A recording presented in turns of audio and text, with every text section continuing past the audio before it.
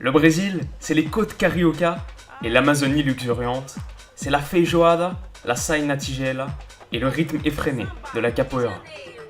Et puis le Brésil, c'est la force tranquille du jaguar et un désert soyeux, c'est Salvador d'une beauté rare, certains diraient que c'est une terre bénie des dieux. Mais le Brésil, c'est surtout le football.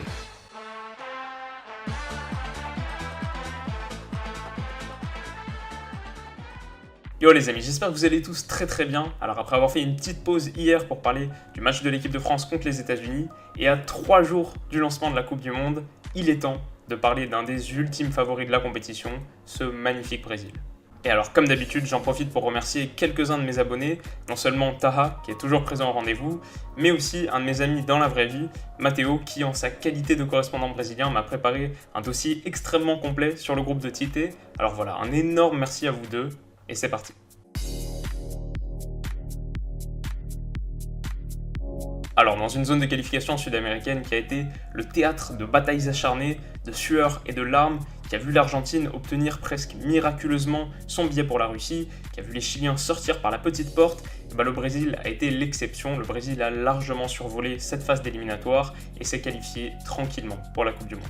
La Seleção a pourtant chuté dès le match d'ouverture, en octobre 2015 à Santiago, à la défaveur de 2 buts signés Eduardo Vargas puis Alexis Sanchez, mais ce fut sa seule défaite. Sur les 17 matchs qui ont suivi, les hommes de Dunga puis Tite n'ont encaissé que 9 buts pour 12 victoires et 5 nuls. Notons leur succès écrasant contre l'Argentine à Belo Horizonte 3-0, mais aussi la gifle infligée aux Uruguayens sur leur terre de Montevideo 4-1, avant de précipiter l'élimination du Chili lors de l'ultime rencontre à Sao Paulo 3-0. La Seleção n'a pas fait de détails.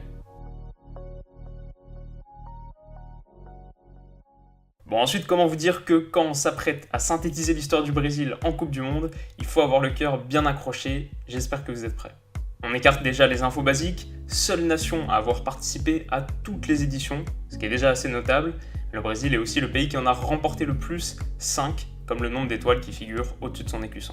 Et pourtant, le premier fait majeur de l'histoire brésilienne n'est pas un triomphe, mais plutôt une défaite traumatique, dans une soirée d'été 1950 qui hante encore les Auriverdes et dont on a souvent parlé sur cette chaîne. Le Brésil s'incline dans son jardin du Maracanã et dans les tout derniers instants de la partie contre l'Uruguay d'Alcide Guiga, perdant ainsi la Coupe du Monde qui lui tendait les bras.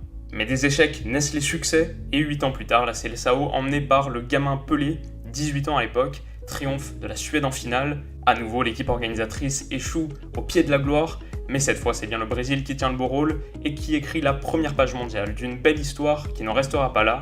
4 ans plus tard au Chili, les Brésiliens, amputés d'un Pelé qui se blesse en phase de groupe, vont vaincre la Tchécoslovaquie en finale 3-1 grâce à un centre-tir d'Amarildo et 2 buts signés Zito et Vava. Deuxième titre consécutif pour le Brésil, une performance que seule l'Italie a réalisée en 34 et 38. Après un échec notoire en 1966, les Brésiliens remettent le couvert en 70, une année indissociable de cette fabuleuse tunique jaune que le monde découvre pour la première fois grâce à la télévision couleur et que la Seleção va rendre légendaire. Le Brésil de 70, c'est une équipe historique à laquelle j'ai consacré la toute première de mes analyses footballistiques. Alors je serai assez bref, c'est l'équipe que beaucoup considèrent comme la meilleure de l'histoire de notre sport, une combinaison ahurissante de talents offensifs où sont associés 5 feux follets incroyables, Tostão, Jairzinho, Rivelino, Gerson et bien sûr le roi Pelé, un collectif dévastateur qui punit l'Italie en finale, une victoire 4-1 consacrée par le but mythique de Carlos Alberto en fin de partie. Les superlatifs pour décrire cette équipe sont nombreux, peut-être excessifs, mais ils traduisent la merveille d'un Brésil qui, avec 3 Coupes du Monde en 4 éditions, marque indéniablement son époque et l'histoire. S'ensuit une longue période de disette qui verra les légendaires Socrates et Zico accéder au rang de magnifiques perdants, mais les Brésiliens reviennent en force aux États-Unis lors de la Coupe du Monde 1994. Leur style est peut-être moins flamboyant qu'à l'accoutumée, mais leur solidité défensive leur permet d'accrocher l'Italie en finale 0-0 avant de vaincre finalement au tir au but. Ensuite, on connaît bien l'histoire brésilienne de 98, alors on passe directement à 2002, l'année de la Coupe du Monde asiatique, organisée entre la Corée et le Japon, et une année qui voit briller le trio magique Ronaldo, Rivaldo, Ronaldinho.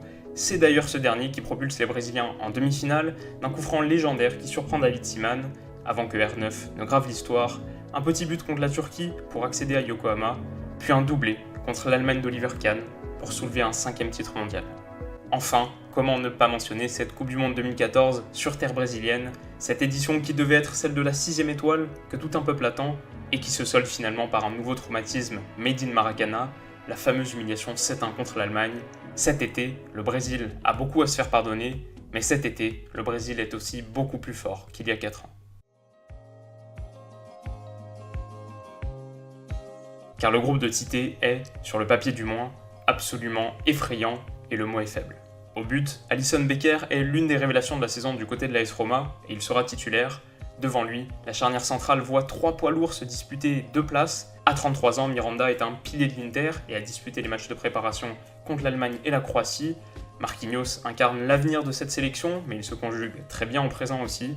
Thiago Silva est un joueur de grande classe, mais il est peut-être celui dont la côte s'érode le plus ces derniers temps. Il pourrait pour autant très bien être titulaire en Russie. Sur le côté, Marcelo est sûrement le meilleur latéral gauche du monde à l'heure actuelle, et son apport offensif exceptionnel est célèbre. Dans quelques années, on pourrait très bien le voir dans le top 5 de l'histoire à son poste. Notons que le Brésil dispose sur ce côté gauche aussi de Felipe Luis sur le banc, et c'est même passé d'Alexandro. À droite enfin, Danilo est peut-être le nom le moins ronflant de ce 11. En sentinelle ensuite, Casemiro s'est imposé sous la houlette de Zidane au Real Madrid comme l'une des références du poste.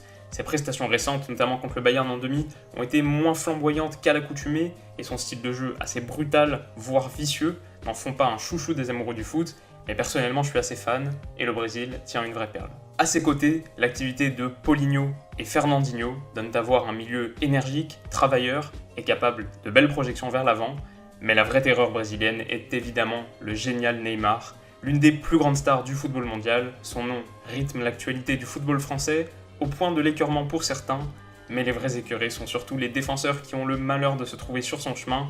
À 26 ans, il est dans la force de l'âge et son but merveilleux contre la Croatie a dû rassurer les supporters auriverde. En Russie, on attend de très grandes choses du capitaine brésilien.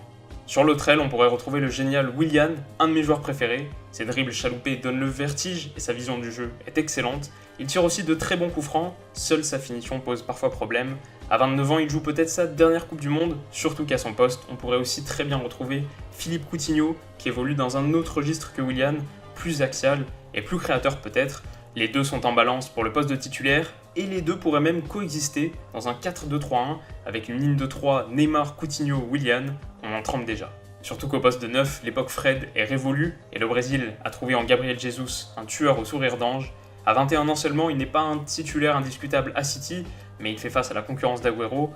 En sélection par contre, sa production offensive est impressionnante. Il est le meilleur buteur brésilien des qualifs avec 7 réalisations, mais beaucoup rêveraient d'avoir seulement son suppléant, Roberto Firmino, qui brille de mille feux sous la parure rubis de Liverpool. Définition du faux neuf, il apporte une toute autre dimension au jeu d'une Seleção que vous l'aurez compris, j'admire un peu. Et alors placé dans un groupe E qui n'est pas à sous-estimer, mais qui n'est pas le plus effrayant non plus, les Brésiliens affronteront successivement la Suisse, le Costa Rica et la Serbie, 3 nations que j'ai analysées en profondeur dans des autres épisodes de CDM, que je vous invite à aller regarder si vous le souhaitez. Mais pour mon prono, je vois le Brésil certes monter en puissance au fur et à mesure de la compétition, mais je les vois aussi se hisser à la première place du groupe sans trop de problèmes. Et vous, qu'est-ce que vous en pensez? Est-ce que cette équipe brésilienne a des faiblesses? Et quel est votre favori ultime pour la Coupe du Monde 2018? Faites-moi savoir tout ça dans les commentaires. Cette vidéo touche à sa fin, alors en guise de conclusion, j'adresse un énorme merci aux renards des surfaces qui me soutiennent sur Tipeee. Vos encouragements sont ma plus belle réussite et j'ai hâte qu'on vive cette Coupe du Monde tous ensemble. À demain.